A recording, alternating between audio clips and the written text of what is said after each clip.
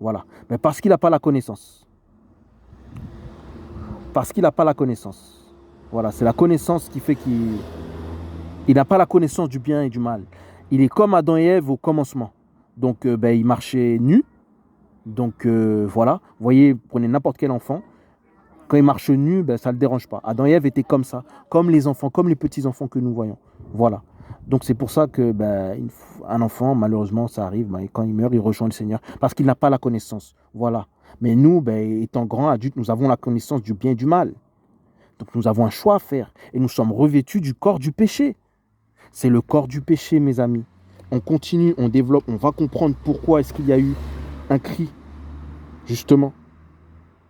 Il n'y a pas de juste, pas même un seul. Romains 3, verset 10. Romains 3, verset 23 à 25. Car tous ont péché et n'atteignent pas la gloire d'Élohim. Mais oui. Pourquoi? Comment je peux être pécheur alors? Tu prends n'importe quel homme ou une femme, tu dis, voilà, comment je peux faire pour faire le mal? Tu vas t'enfermer dans une pièce, tu restes dans cette pièce, tu fais rien de mal. Rien de mal. Tu es un pécheur quand même. C'est pas parce que tu fais rien que tu n'es pas un pécheur. Tu es un pécheur quand même. Pourquoi? Parce que tu as le corps du péché. Voilà, le corps fait à l'image de l'ennemi. Voilà, même si tu fais rien, tu es un pécheur. Voilà, c'est le corps fait à l'image de l'ennemi, du diable. Voilà. Donc même si on fait rien, on peut s'enfermer dans une pièce, on fait rien, on aura des mauvaises pensées. Même si on a des bonnes pensées, peu importe. Le corps que nous avons, c'est le corps du péché. C'est ça qui fait de nous des pécheurs. Voilà. On va développer justement là-dessus. Romains 3, versets 23 à 25. Ensuite, on va aller en Romains 5, versets 3 à 5. Romains 5, versets 3 à 5. Je vais le lire. Et non seulement cela, mais nous nous glorifions même dans les tribulations, sachant que la tribulation produit la persévérance, et la persévérance, l'épreuve, et l'épreuve, l'espérance. Oui, maintenant qu'on se convertit, on doit combattre contre la chair. C'est pas parce que tu te convertis que tu ne vas pas avoir des mauvaises pensées. C'est pas parce que tu te convertis que... Non, parce que tu es dans le corps du péché. Le corps du péché, tu auras forcément des mauvaises pensées. Tu seras forcément attiré par le mal. C'est pour ça que être chrétien, c'est mener un combat. Chaque jour, c'est porter sa croix. Tu devras prier. Prier chaque jour. Parce que nous sommes revêtus du corps du péché. Il y a des gens, alors en fait, j'explique pour faire simple, qui font des bonnes œuvres sur la terre. D'accord, elles font des bonnes œuvres. Déjà, c'est pas la gloire de Dieu. Premièrement, moi aussi je pensais ça. C'est pas la gloire de Dieu et c'est pas parce qu'elles font des bonnes œuvres qu'elles seront sauvées. Les personnes sur cette terre qui seront sauvées, ce seront les personnes qui donnent leur vie, leur âme, leur corps au Seigneur Jésus-Christ tout entier. Voilà, sachez-le. Voilà, parce qu'elle a fait du bien, mais ce n'était pas au nom de Jésus. C'était au nom d'une autre personne ou de sa propre gloire. De sa gloire pour elle qui est un homme qui a un corps fait à l'image du péché. Voilà. Donc la personne fait des bonnes œuvres, oui, mais ce n'est pas pour Dieu. Ce n'est pas pour Dieu, ce n'est pas pour ça qu'elle sera sauvée. On dit que c'est quelqu'un de bien. Non, nous avons le corps du péché. Personne n'est bon. Le corps que nous avons, c'est un corps fait à l'image de l'ennemi. Personne n'est bon. Voilà. Donc même si la personne fait le bien, ce n'est pas ça qui va la sauver. Tout être ou tout homme, toute femme qui ne sera pas converti au Seigneur Jésus-Christ ne sera pas sauvé. C'est tout. Et on va le voir pourquoi. Voilà. Parce que notre corps, c'est le corps du péché. On dit faire des bonnes œuvres, ça sauve. Non, c'est faux. C'est faux. Tant qu'on ne se convertit pas à Dieu, au Seigneur Jésus-Christ, on ne sera pas sauvé. Voilà. Il y a plusieurs religions, soit catholiques ou peu importe, ou même d'autres religions. Donc voilà, parfois je discute avec d'autres collègues et tout ça, ils me disent non, voilà, ils sont en train de faire un jeûne, ou voilà, ou c'est la période du jeûne et tout ça. Ouais, mais c'est pas ça qui va vous sauver. Ça ne vous sauvera pas. Ça ne vous sauvera pas. Faire un jeûne, ça ne sauvera pas. D'ailleurs, faire un jeûne, pour vous dire, un jeûne, on le fait justement, c'est pour rentrer en mission. C'est pour se préparer à rentrer dans une mission dans laquelle Dieu nous a appelés. On ne jeûne pas comme ça pour le plaisir ou pour obtenir quelque chose. Je n'ai pas dit qu'il ne faut pas jeûner, il faut jeûner. Mais la plupart du temps, c'est pour accomplir une mission que Dieu nous a donnée. C'est ça un jeûne. C'est ça un jeûne, voilà. On ne jeûne pas comme ça et on ne jeûne pas parce que le pasteur nous demande de jeûner. Non, non, non. On jeûne parce qu'on a une mission à accomplir pour le Seigneur, ou on a un combat à livrer, où Dieu nous envoie quelque part et nous dit que voilà, là il y a plusieurs démons, voilà, effectivement. Mais on ne jeûne pas comme ça pour le plaisir. Et ce n'est pas ça qui va sauver. Un jeûne, ça ne se fait pas régulièrement. Non, non, non. Et un jeûne, ce n'est pas que se priver de nourriture. Voilà. Sachez-le aussi, ce n'est pas que de ça. Donc voilà. Donc beaucoup de gens font le jeûne, pratiquent un jeûne, ça peut être dans diverses religions, ou voilà. Eh ben, ils ne seront pas sauvés. Sachez-le. Voilà. Pourquoi? Parce qu'on a le corps du péché. Notre corps, c'est le péché. Et il n'y a qu'un seul être qui peut nous délivrer de ce corps. Justement, c'est ce qu'on va développer, c'est ce qu'on est en train de suivre. Voilà, sachez-le. Donc voilà. Donc tous les efforts qu'on peut faire, c'est ce que Paul dit, hein, on est sous la grâce. Hein, ce n'est pas nos efforts qui vont faire qu'on soit sauvé. Non, non. Hein, c'est d'accepter le Seigneur Jésus-Christ. Et on va comprendre. Romains 5, verset 12. C'est ce qu'on va développer. 5, verset 12. C'est pourquoi, comme par le moyen d'un seul être humain, écoutez bien, c'est ce que je vous disais tout à l'heure lorsque je vous disais que Satan est entré dans le monde avec tous ses mauvais esprits, tout ça. Comme par le moyen d'un seul être humain, et oui, un homme. Le péché, écoutez bien, Romains 5, verset 12, le péché, c'est-à-dire le mal, Satan, le diable, les démons et tout ça, le péché est entré dans le monde. Voilà. Alors il y a des gens qui se battent pour la nature, l'environnement, pour le changement, qui croient à ce que le monde va changer. Excusez-moi, ça ne va pas changer. Voilà. La preuve, il y a le Corona. Corona, c'est le nom du diable. Ça ne va pas changer. C'est Satan qui dirige le monde. Voilà. C'est lui le maître. Ça ne changera pas. Ce sera comme ça jusqu'à la fin. Et ça va empirer. Voilà. Je n'ai pas dit qu'il ne faut pas qu'on fasse des efforts ou le minimum, si il faut, voilà, tant qu'on peut apporter, mais sachez que ça ne va pas s'améliorer. Voilà, c'est ce que Paul nous dit, le péché est entré dans le monde. Le péché est entré dans le monde. Le péché, et par le moyen du péché, la mort. Parce qu'Adam et Ève ne mourraient pas, la mort aussi est entrée. La mort qui est le dernier des démons, sachez-le, un démon, voilà. La mort aussi est entrée. Et de même, aussi la mort s'étendue sous tous les êtres humains, par lequel tous péchèrent. S'il y a la mort, il y a tous les péchés, mes amis. Nous avons un corps de péché. Et la preuve que nous avons un corps de péché fait à l'image de l'ennemi, eh ben c'est quoi? C'est que nous mourrons. Et oui, si c'est à l'image de Dieu, on ne mourrait pas. Mais comme c'est à l'image de Satan, de l'ennemi, eh ben on meurt. Arrivera un temps où on va tous finir par mourir. Petits, grands, jeunes, tout le monde. Même moi qui prêche, ben, tout le monde, un jour, on va tous partir. Eh bien, c'est la preuve que c'est Satan qui est le maître du monde. Voilà. Parce qu'à la base, Dieu ne nous a pas créés pour mourir. Voilà. Notre corps, notre chair est fait à l'image de l'ennemi. C'est ça la vérité. Nous avons un corps de mort. Tôt ou tard, on finit par mourir. C'est ça la vérité. Notre corps est fait à l'image du diable. Donc, je suis en train de te dire, par nature, on est mauvais. Voilà. Et même si on ne veut pas être mauvais, ben on est mauvais quand même par nature. Donc voilà, des fois, tu vois que tu restes à des mauvaises pensées. Eh bien, c'est normal. Je n'ai pas dit qu'il ne faut pas prier, mais c'est normal. On est de nature mauvaise. C'est la nature humaine. D'ailleurs, qu'est-ce que la nature? Puisque on a revêtu le corps du péché. C'est quoi la nature?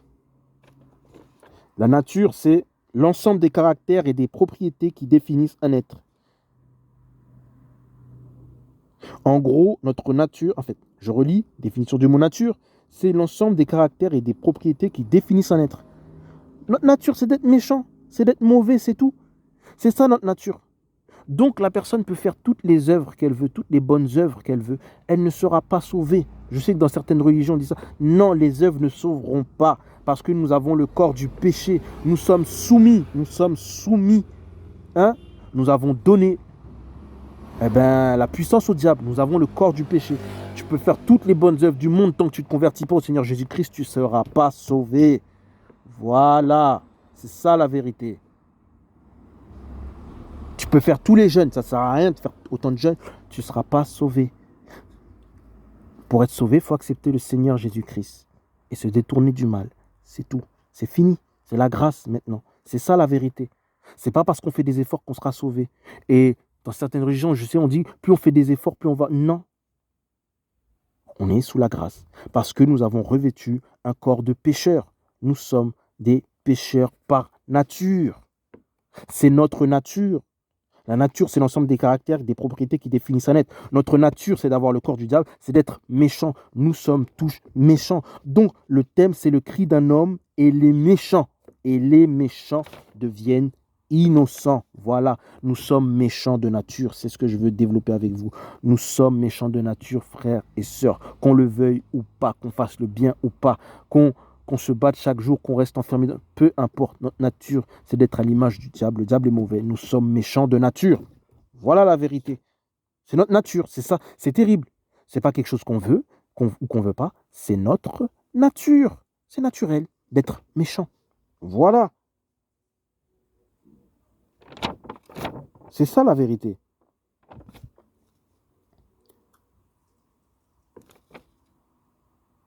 Ce qui est important, c'est de comprendre pourquoi est-ce qu'il y a eu un cri. Maintenant nous habitons dans un corps mortel.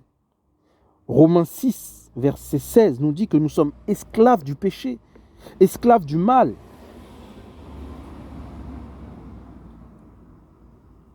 Esclaves du péché. Et oui. Romains 6, verset 16. Nous sommes esclaves, nous sommes soumis au mal. Voilà la vérité. Nous obéissons au mal. Parfois, regardez bien, on fait le bien et c'est le mal qui arrive. Ben oui. Ou parfois, sans faire exprès, on fait mal. Ben c'est comme ça, c'est dans notre nature.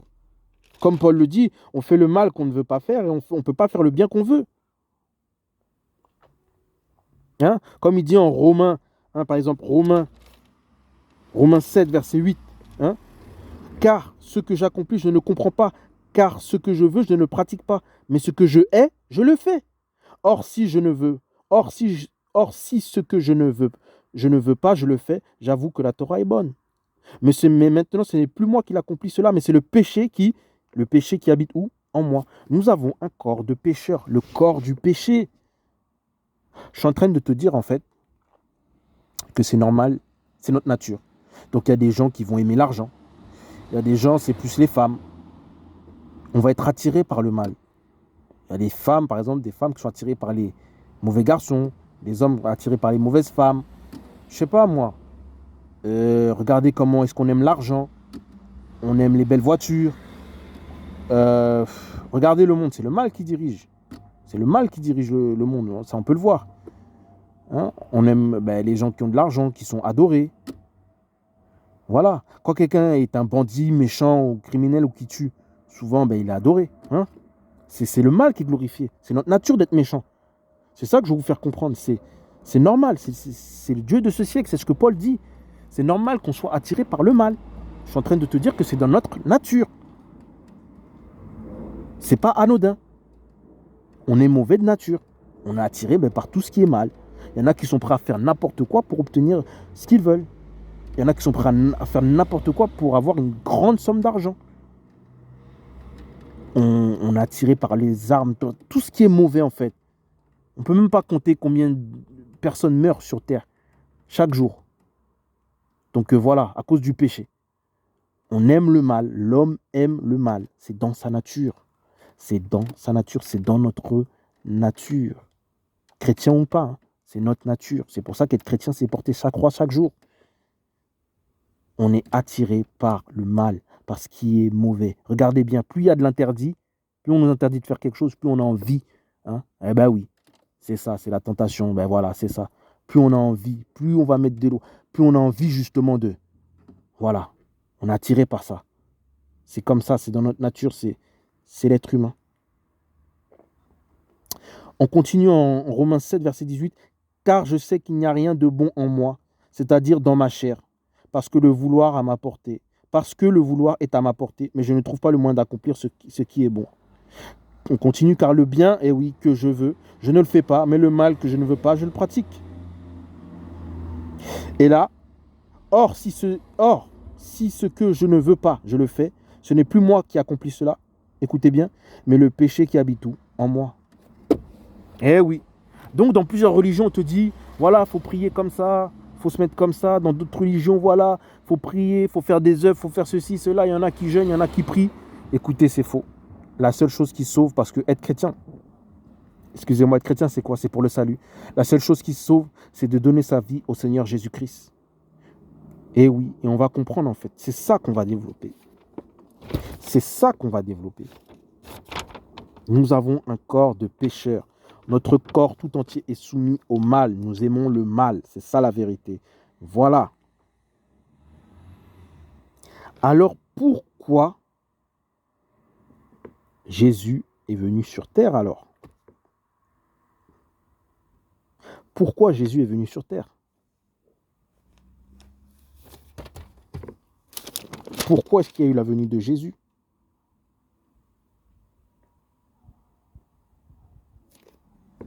Romains 6, verset 10. Car il est mort, et c'est à cause du péché qu'il est mort une fois pour toutes. Mais en vivant, il vit pour Elohim. Car il est mort, et c'est à cause du péché qu'il est mort une fois pour toutes. En fait, la venue du Seigneur Jésus-Christ, c'est pour justement nous libérer du péché, de ce corps de pécheur qui toute notre vie nous attirera vers le mal, chrétien ou pas. C'est pour ça que le Seigneur est venu. C'est pour nous libérer du péché. C'est ça qui est important à retenir. Jean 3, verset 16. C'est pour nous libérer du péché, nous libérer de la mort, du mal, pour qu'on se convertisse, pour qu'on soit libre, pour que l'on soit sauvé. Parce qu'en fait, nous avons un corps de pécheurs. Dieu veut nous libérer du mal. Et c'est pour ça c'est pour ça que le Seigneur est venu sur terre, justement. Ça, souvent, on ne le dit pas, mais pourquoi il est venu? Pour nous libérer du péché. C'est ça qui est important à retenir. Car il est mort, et c'est à cause du péché qu'il est mort, justement. C'est pour prendre tous nos péchés, nos fautes, nos fardeaux. Aucun Dieu ne s'est manifesté comme ça. Aucun Dieu n'a fait ça. C'est pour que l'on soit sanctifié, pur, pardonné. C'est pour ça que le Seigneur Jésus-Christ est venu sur terre. Pour que nous soyons libres du péché, mes amis. Pour que nous soyons libérés de nous-mêmes, si je peux me permettre, du péché, de la mort. Il y a eu une première alliance. Écoutez bien. Une première alliance. Voilà la vérité. La vérité, c'est qu'il y a une première alliance. La première alliance qu'il y a eu, c'était la loi de Moïse. Dieu, Jésus-Christ avait fait une alliance avec Moïse. Il lui avait donné les 10 commandements.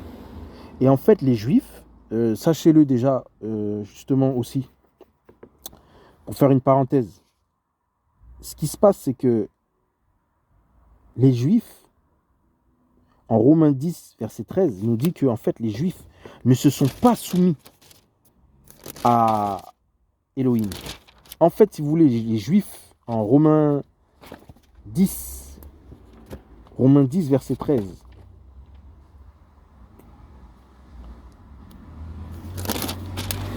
car Israël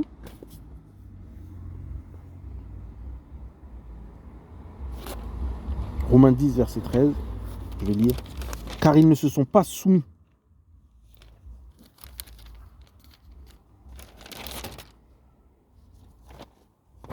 Alors, excusez-moi, attendez. Non, c'est Romains 11, pardon. Romains 11, oui, voilà, Romains 11. Voilà, pardon, excusez-moi, Romains 10, verset 21, pardon. Romains 10, verset 21, excusez-moi. C'est pas verset 13, verset 21, excusez-moi. Mais à Israël, il dit, tous les jours, j'ai tendu mes mains vers un peuple rebelle et contredisant. C'est parce que les Juifs ne se sont pas soumis à Dieu. Les Juifs, en fait, si vous voulez, c'est le peuple que Dieu avait choisi, justement, pour qu'ils aillent apporter le salut aux extrémités de la terre, comme dit la Bible. Mais ils ne se sont pas soumis à Dieu, ils ont préféré servir d'autres dieux. Même si ce n'est pas le sujet, mais ça, c'est en rapport justement, ils ont préféré servir d'autres dieux. Les Juifs ont, comme Paul nous dit, ont chuté. Voilà, comme Paul nous le dit, ils ont chuté, en fait, ils ont échoué. Les Juifs, le peuple que Dieu avait choisi, sachez d'ailleurs que les Juifs sont nés en Afrique. Voilà, je vous le dis. Les Juifs sont nés en Afrique. Lorsque vous voyez qu'on vous parle dans la Bible, ou dans la Bible, pardon, que je lis, l'Égypte, c'est pas l'Égypte, c'est l'Afrique. Donc voilà, c'est les noms anciens que l'Afrique avait autrefois. Voilà, c'est comme la Russie, elle s'appelait la City. Ben, voilà. Eh bien, l'Égypte, c'est le nom qu'avait l'Afrique autrefois. Donc les Juifs, les premiers Juifs sont nés en Afrique. Donc voilà. Exode 1, verset 1. Donc voilà. Ils sont descendus en Afrique. C'est là où est-ce qu'ils se sont reproduits, en fait, en Égypte. En Égypte. Donc voilà. Donc sachez-le aussi que les premiers juifs sont noirs. Voilà, parce qu'ils sont nés en Égypte, justement, c'est-à-dire en Afrique. Et Dieu avait appelé ce peuple, justement, pour apporter le salut, c'est-à-dire la délivrance. Il faut bien comprendre. Lorsque Dieu nous parle du salut, justement, nous sommes chrétiens, c'est pour notre salut. Le but de la finalité, c'est pour le salut. Le salut, c'est la délivrance. Sachez-le. Le salut dans la Bible, c'est pas salut pour dire bonjour, non, c'est la délivrance. Voilà. Voilà, le salut, c'est la délivrance. Donc le salut, c'est la délivrance, je le répète. Donc, c'est le peuple que Dieu avait choisi pour apporter le salut aux quatre coins du monde. Mais les Juifs ont préféré servir d'autres dieux. Hein. Les premiers Juifs sont noirs. Donc voilà, sachez-le, ils ont préféré servir d'autres dieux. Donc voilà. Et ce qui fait que ça a provoqué la chute d'Israël. Donc Israël, comme Paul nous dit, a échoué. Mais Dieu ne les a pas abandonnés, comme Paul nous dit en Romains 11. Yahushua n'a pas abandonné son peuple. C'est la chute d'Israël qui provoque sa venue. Voilà pourquoi Jésus est venu. C'est ce que je veux développer avec vous. Pourquoi Jésus est venu? Romains 11. En Romains 11. Elohim, Romains 11, verset 2. Elohim n'a pas rejeté son peuple qu'il a connu d'avance. Amen. Je continue plus bas au verset 3. Seigneur, ils ont tué tes prophètes, ils ont démoli tes autels, et je suis resté moi seul. Ils cherchent mon âme.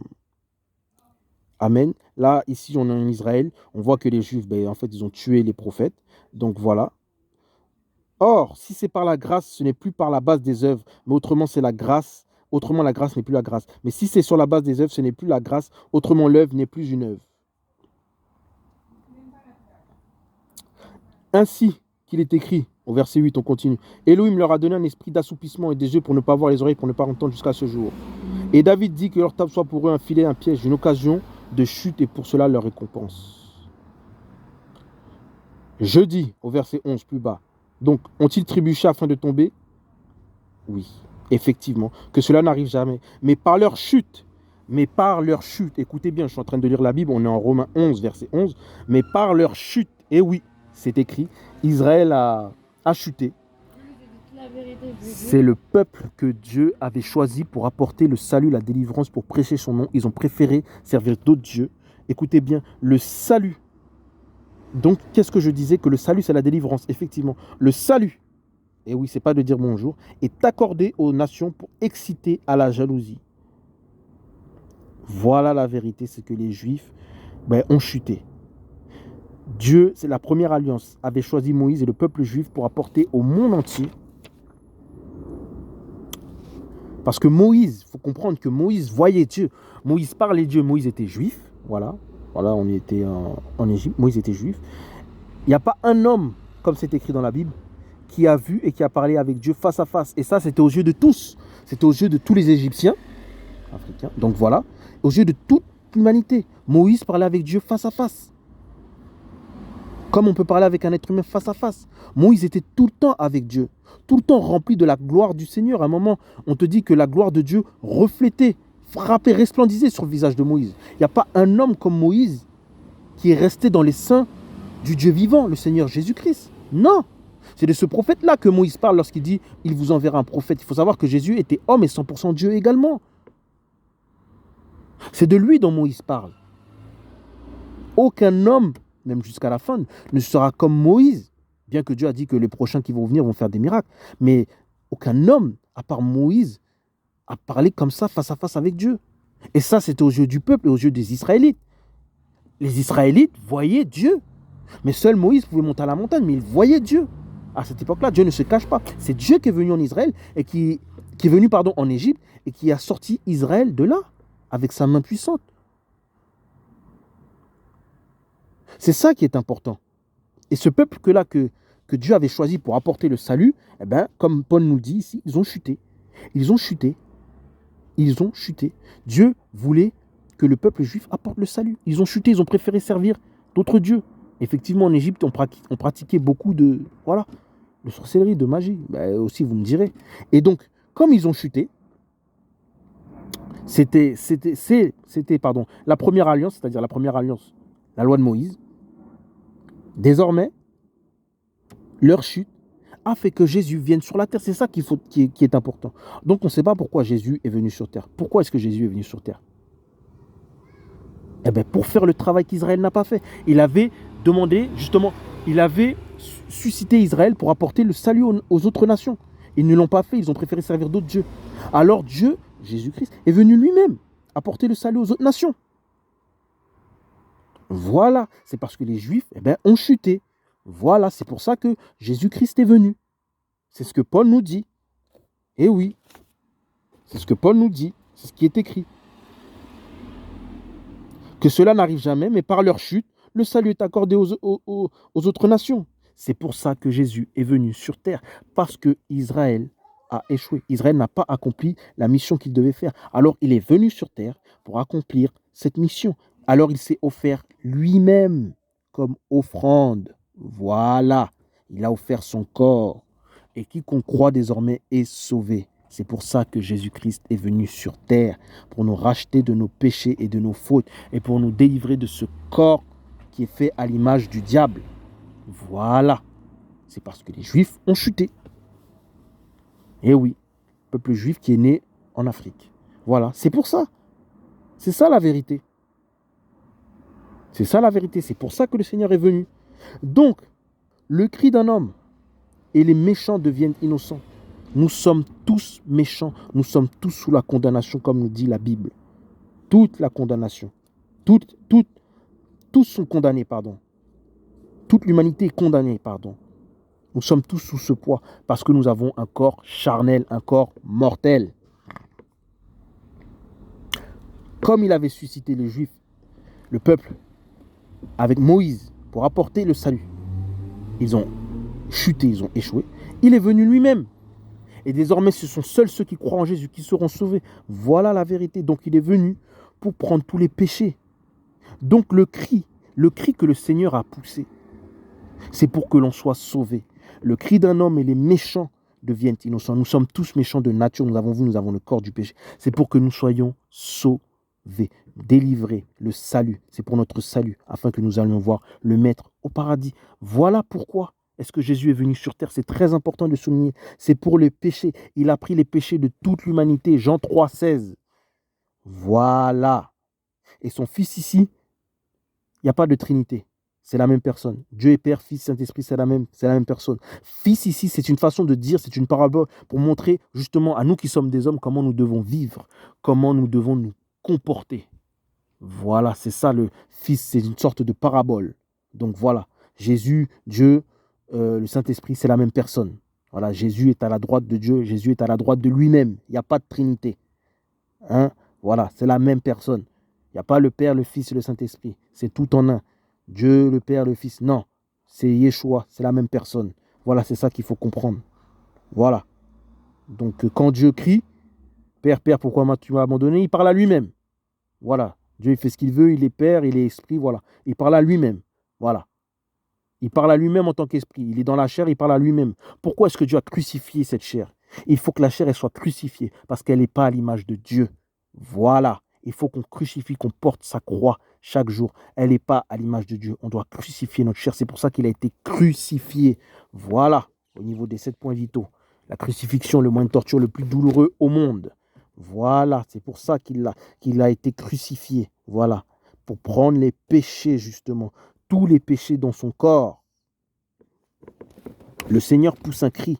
Il prend les péchés de toute l'humanité entière. C'est-à-dire qu'il prend les péchés de tous ceux qui sont venus bien avant nous. Donc voilà, bien avant nous. Et les péchés aussi de tous ceux qui viendront bien après nous. Bon là, ça c'est le calendrier grégorien. C'est pas le calendrier hébraïque. Donc voilà, tous ceux qui vont naître après, selon le calendrier grégorien, 2050, 2150... Bien après, nous, on sera déjà partis. Et il a pris les péchés aussi de ces personnes-là qui vont naître. C'est de toute l'humanité entière. Voilà, de toute la création. Et justement, à la croix, donc, il pousse un cri pour, justement, à cause des souffrances et des douleurs qu'il endure. Parce qu'il n'est pas mort sur le coup. Et il va prendre les péchés de toute l'humanité. Voilà. Et s'il y a des ténèbres, justement, on a vu que les démons sont entrés. Justement, c'est pour ça que je dis, les démons sont entrés dans le monde, depuis la chute de l'homme. Donc, À la croix, le Seigneur va vaincre tous les démons. C'est pour ça qu'il y a des ténèbres sur toute la surface de la terre. Il y a des pays, bon, actuellement là, en France, il fait jour, mais dans certains autres pays, il fait nuit. Lorsque le Seigneur est mort à la croix, il y avait des ténèbres, c'était obscur, il y avait l'obscurité sur toute la surface de la terre. À la croix, le Seigneur a vaincu, a pris tous les péchés, il faut comprendre ça, et il a vaincu tous les démons. C'est-à-dire les démons, c'est quoi? C'est des maladies, et toutes les maladies. Donc voilà, c'est ça. Le Seigneur pousse un cri, et les méchants deviennent innocents. D'accord? Il pousse un cri, et notre mauvaise nature meurt dès qu'on se convertit. On est pardonné, on est justifié, comme le dit Paul. Nous sommes justifiés par notre foi. Exactement. C'est pour ça que le Seigneur, pousse un cri. Et il va vaincre tous les démons à la croix. C'est pour ça qu'il y a des ténèbres, il y a de l'obscurité sur toute la surface de la terre. Donc toutes les maladies, peu importe, au nom de Jésus, une fois qu'on prononce son nom, elles partent. Parce que les maladies, ce sont des mauvais esprits, ce sont des démons. Donc voilà, peu importe la maladie, et cancer, tous, peu importe, sida, corona, ils sont vaincus à la croix. Eh oui, au nom de Jésus, Dieu les a vaincus. Voilà, au nom de Yeshua le Maître. Le Père a poussé un cri définitif. Il a donné son corps en offrande. D'ailleurs, sachez, une offrande, ce n'est pas de l'argent, c'est un sacrifice. C'est-à-dire qu'à l'époque, les Juifs faisaient un sacrifice, sacrifier un animal, justement, pour expier le péché. Là, le Seigneur s'est offert une bonne fois pour toutes, il a donné son corps. Donc voilà, et une offrande, c'est un sacrifice, c'est un animal. On doit faire couler le sang. Donc voilà, c'était juste pour vous un rappel, c'est pas de l'argent une offrande. Donc le Seigneur a donné son corps en offrande, une fois pour toutes, afin que nous soyons rachetés de nos péchés. Parce que Israël a chuté. Et il va pousser un cri, un cri, un cri. Et chaque homme, chaque femme qui était dans le monde, tu étais, je sais pas moi, qui faisait le mal. De toute façon, vous voyez, il y a des braqueurs, il y a des... Je sais pas, il y a des braqueurs, il y a des bandits, il y a toutes sortes de mal. Peu importe le mal que nous avons pratiqué, nous sommes pardonnés. Une fois qu'on donne notre vie entièrement au Seigneur Jésus-Christ, notre âme entièrement, nous sommes pardonnés. C'est pour ça qu'il est venu, pour nous délivrer, pour nous apporter le salut. Voilà pourquoi le Seigneur pousse un cri, c'est ça, et le cri. Et tous les êtres humains qui se convertissent, c'est-à-dire que nous sommes méchants, nous devenons innocents. Lorsque nous allons trouver le Père à notre mort, pas dans ce corps charnel justement qui va laisser, le Père sera notre avocat, lui-même en fait sera notre avocat, Jésus sera notre avocat. Voilà, nous serons sauvés et nous irons le rejoindre au paradis. Voilà pourquoi est-ce que le Seigneur est venu sur terre. C'est pour nous libérer de notre péché. C'était le thème aujourd'hui. Je ne vais pas être trop lent. On a fait le tour. On fera d'autres thèmes encore dans la semaine. Donc voilà. Le cri d'un homme. Le cri du Seigneur Jésus-Christ. On reprend Matthieu 14, verset 37. Mais Yeshua, ayant poussé un cri, expira. C'est pour nous racheter de nos péchés, de nos fautes, de tout le mal qu'on a fait, que nous soyons pardonnés, que nous soyons sauvés. Donc voilà. Et les méchants, notre propre nature, le corps que nous avons,